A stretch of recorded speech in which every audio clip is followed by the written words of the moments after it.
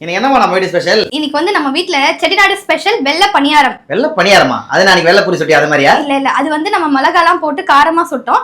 இது வந்து வெறும் அரிசி மாவு வச்சு செய்ய போறோம். வெள்ளையாவே இருக்கும். அதனால இது பேர் வெள்ளை பணியாரம். இது வந்து காரைக்குடி சைடுல எல்லாம் ரொம்ப ஸ்பெஷல். அதுக்கு சைட் டிஷ்ஷா வந்து ஒரு கார சட்னி செய்வாங்க. வெள்ளை பணியாரம் வித் காரசாரமா ஒரு கார சட்னி. எப்படி பண்றதுன்னு பாத்துருவோமா? பார்க்கறதுக்கு பூரி மாதிரியே இருக்குல்ல, ஆனா இதுக்கு பேரு வெள்ளை பணியாரம். எப்பவும் ஒரே மாதிரி செய்யாம இந்த மாதிரி டிஃப்ரெண்டான ரெசிபிஸ்லாம் கொஞ்சம் ட்ரை பண்ணி தான் பார்ப்போமே. ஒரு பவுல்ல 1 கப் பச்சரிசியை நல்லா தலையை தட்டி எடுத்துக்கோங்க. அதுக்கு மேல கோபுரமா உளுத்தம்பருப்பை சேர்த்து ஒரு 3 மணி நேரம் ஊற வச்சிருங்க. நல்லா ஊறினதும் கொஞ்சமா தண்ணி சேர்த்து தோசை மாவு மாதிரி நைஸா அரைச்சுக்கோங்க. மாவுக்கு தேவையான உப்பு, 1/2 ஸ்பூன் சர்க்கரை, 1/4 டம்ளர் ஆறுன பால் சேர்த்து தோசை மாவை விட கொஞ்சம் தண்ணியா கரைச்சு வச்சுக்கோங்க. சட்னிக்கு ஒரு மிக்ஸி ஜார்ல 2 பெரிய வெங்காயம், 2 தக்காளி, 5 பல் பூண்டு, 10 காஞ்ச மிளகாய், 1/2 ஸ்பூன் சர்க்கரை, 1/2 ஸ்பூன் உப்பு சேர்த்து நைஸா அரைச்சிட்டு ஒரு கடாயில கடுகு, உளுத்தம்பருப்பு, கருவேப்பிலை சேர்த்து சட்னியை 5 நிமிஷம் வதக்கி எடுத்தீங்கன்னா காரசாரமான சட்னி ரெடி. கடாயில எண்ணெய் சூடானதும் ரெடி பண்ணி வச்சிருக்க மாவை ஊத்தி 2 பக்கமும் வேக விட்டு திருப்பி எடுத்தீங்கன்னா டேஸ்டியான வெள்ளை பணியாரம் ரெடி.